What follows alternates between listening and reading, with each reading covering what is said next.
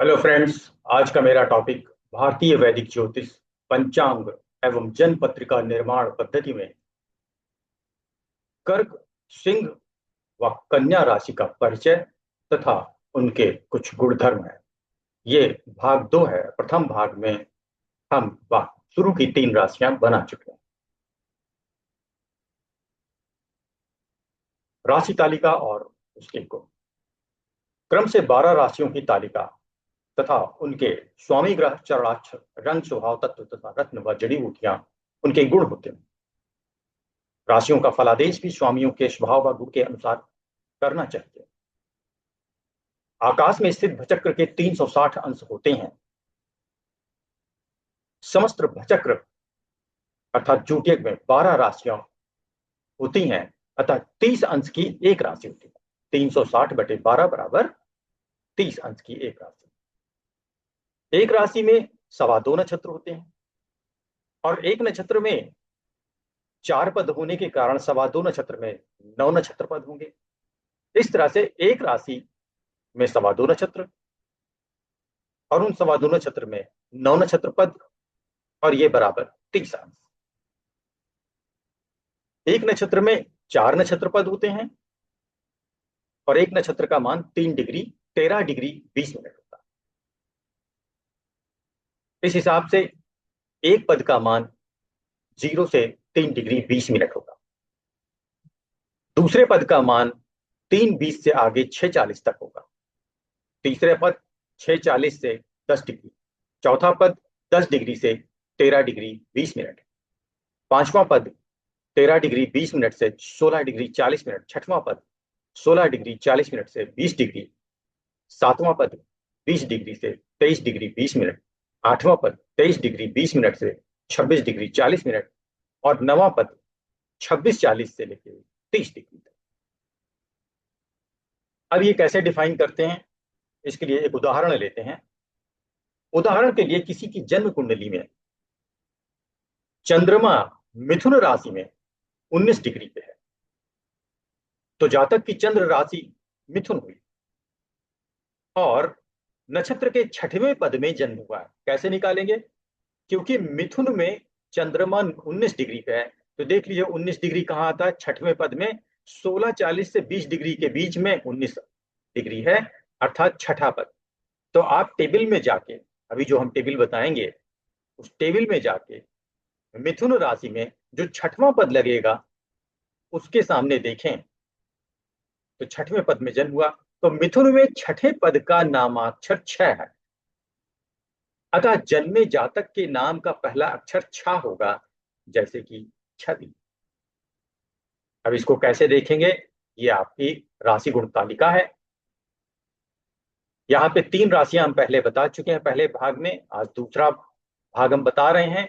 तो मेष, वृषभ और मिथुन के बारे में पहले ही हम बता चुके हैं, पर ये जो उदाहरण लिया वो मिथुन का है, तो वो आप समझ लें। अभी हमने क्या बोला कि छठवां पद मिथुन में, तो मिथुन में काउंटिंग करें, पहला पद मृगशिरा का तीसरे नंबर का है, दूसरा पद मृगशिरा का चौथा है, फिर आर्द्रा में तीसरा, चौथा, पांचवा, छठवां, अर्थात आर्द्रा का जो चौथा पद है वो पूरे मिथुन के पदों में छठवें नंबर पे आता है। ऊपर के दो, नीचे के चार, छठवां पद। तो आर्द्रा का चौथा पद एक्चुअली में छठवां पद आएगा, इसी में 19 डिग्री है। तो आर्द्रा नक्षत्र के चौथे पद का जो नामाक्षर है वो है छा। तो छा से नाम छवि आप रख सकते हैं। छा से और भी नाम अपनी पसंद के रख सकते हैं। तो चलिए, अब ये उदाहरण हमने आपको बता दिया। अब इसके आगे हम भाग दो का कर्क, सिंह और कन्या राशि बताएंगे। तो कर्क राशि कैंसर इंग्लिश में कहते हैं। इसका सिंबल आप देख सकते हैं केकड़े का, यहाँ पे दो कॉमा है हॉरिजॉन्टल डायरेक्शन में। और कर्क को बनाने में जो नक्षत्र उपयोग में आए हैं वो पुनर्वसु, पुष्य और आश्लेषा हैं। पर पुनर्वसु का चौथा पद से शुरुआत हुई है, क्योंकि पुनर्वसु के शुरू के 3 पद मिथुन राशि में उपयोग हो चुके हैं। ये तो समय है, समय के चक्र में पुनर्वसु के 3 पद निकल चुके हैं जेमिनी में, तो चौथा पद लगेगा कर्क में। तो चौथा पद, उसका 3:20 उपयोग में आया है। फिर पुष्य के चारों पद, चारों का मान 13°20 उपयोग में आया है। और आश्लेषा के चारों पद, अर्थात इसका कुल मान 13°20। आप तीनों को जोड़ लें, 3:20, 13:20, 13:20, 30° की ये राशि बन गई। तो कभी कोई पूछे कर्क राशि में कौन से नक्षत्र उपयोग में आते हैं, पुनर्वसु, पुष्य, आश्लेषा। अगर 19 डिग्री में चंद्रमा बैठा है कर्क राशि में, तो 19 डिग्री कहाँ आएगा, अभी हमने बताया छठा पद। तो 1, 2, 3, 4, 5, 6, आश्लेषा का प्रथम पद छठवां होगा, तो उसका नाम डी से रखा जाएगा। तो यहां सारे नक्षत्रों के अक्षर दिए हुए हैं। पुनर्वसु का जो चौथा पद है उसका ही है। पुष्य के चारों जो पद हैं वो क्रम से हु, हे, हो और डा हैं। आश्लेषा के डी, डू, डे और डा हैं। कर्क का जो स्वामी ग्रह है वो चंद्रमा है। कर्क का जो चिन्ह है वो केकड़ा है। इसका पाश्चात्य जो चिन्ह है वो आप देख सकते हैं, दो कामा, और वो भी हॉरिजॉन्टल डायरेक्शन में। ये दूरदर्शन का पुराने चिन्ह की जैसा लगता है। कर्क का जो कलर है वो है श्वेत, क्योंकि चंद्रमा इसका स्वामी है और चंद्रमा सफेद नजर आता है। कुछ सिल्वरी भी है, इसलिए इसकी जगह सिल्वर भी ले सकते हैं। चंद्रमा के लिए सिल्वर शुभ होता है। श्वेत जैसा तो कोई धातु नहीं है, कोई मोती नहीं है, तो सिल्वरी आप कह सकते हैं। कर्क राशि जिस अंग को प्रभावित करती है वो है हृदय और छाती। केकड़े का रूप भी कुछ बीज का जो है, बीज का हिस्सा पैरों को हटा दें तो हृदय जैसा ही है, और पैर सहित ये देखने में छाती के जैसा नजर आता है। तो यदि ये राशि पीड़ित है, इसका लॉर्ड कहीं गलत जगह बैठ गया, मित्र की जगह शत्रु में है, राहु केतु पीड़ित है, या कई सारे पाप ग्रहों की दृष्टि है, तो राशि पीड़ित होने पे हृदय दोष होगा, हृदय आघात भी हो सकता है, छाती की पीड़ा हो सकती है इत्यादि। सिंह, अगली राशि है सिंह। इंग्लिश नेम लियो, और इसका सिंबल बेल, हैंगिंग बेल जैसा है। एक्चुअली में ये शेर की पूंछ है। इसको बनाने में मघा, पूर्व फाल्गुनी और उत्तरा फाल्गुनी नक्षत्र का उपयोग होता है। मघा के चारों 1, 2, 3, 4, पूर्व फाल्गुनी के भी 1, 2, 3, 4, उत्तरा फाल्गुनी का सिर्फ प्रथम पद। इसीलिए मघा के चारों पद यूज में हुए तो 13:20 पूरा मान मघा का, पूर्व फाल्गुनी का पूरा मान 13°20, और उत्तरा फाल्गुनी का सिर्फ एक पद का 3°20। सभी के क्रम से नाम दिए हैं। मघा के चार पदों के मा, मी, मु और मे, पूर्व फाल्गुनी के मो, टा, टी और टू, उत्तरा फाल्गुनी का टे। सिंह राशि का जो स्वामी ग्रह है वो सूर्य है, और इसका चिन्ह शेर।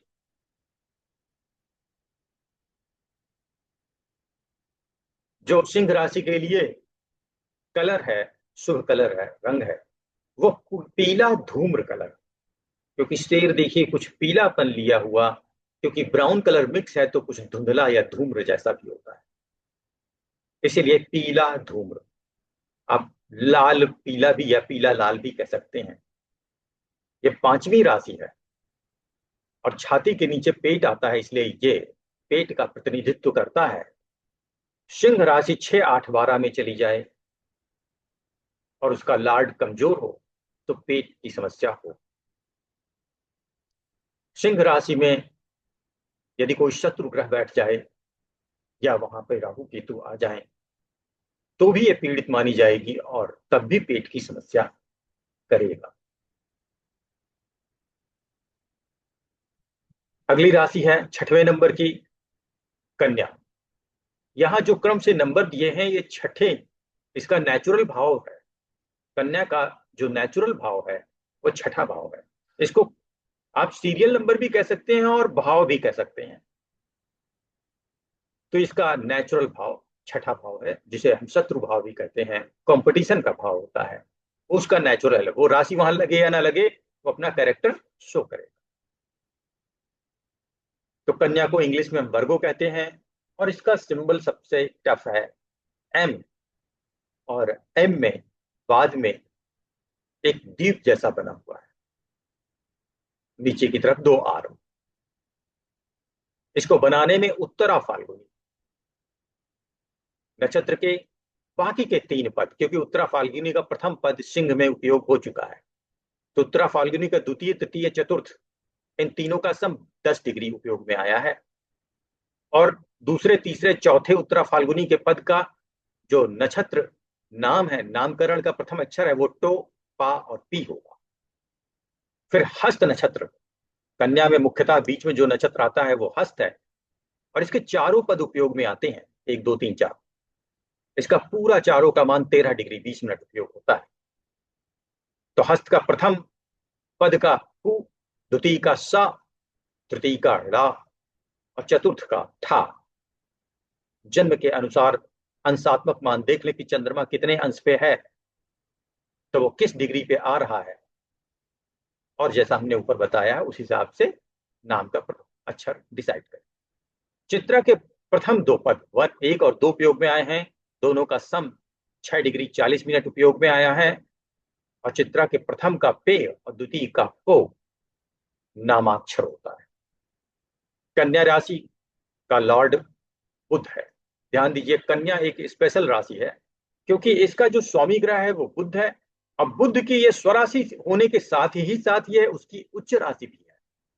यहाँ पे बुध उच्च के भी होते हैं, यही एक ऐसी राशि है जहां पे उसका स्वामी ग्रह है, उसका उच्च भी है। बाकी के जितने भी ग्रह हैं उनकी दो दो राशियां हैं, उनकी स्वराशियां, और उनकी उच्च राशि कोई तीसरी होती है। लेकिन बुध के केस में ऐसा नहीं है। बुध की जो दो राशियां हैं वो मिथुन और कन्या है, तो उनकी वो स्वराशि हो गई, और साथ में बुध की उच्च राशि भी कन्या ही है। और इसका सिंबल भी सबसे ज्यादा टफ है, सबसे डिटेल्ड है, बहुत इंफॉर्मेशन है। ये इसमें नाव में बैठी एक कन्या, और उसके दोनों हाथ में क्रम से दाहिने हाथ में एक दीपक है, और बाएं हाथ में अनाज है। नाव पानी में चलती है, इसलिए पानी भी है वहां पे। नाव के आगे एक झंडा लगा हुआ है और एक पीछे। देखिए, जो ये झंडा होता है ये बहुत शुभ होता है, और ये केतु का चिन्ह है। ध्यान दीजिए, बुध के मित्र राहु केतु हैं, इसीलिए नाव में आगे और पीछे दो झंडे लगे हैं।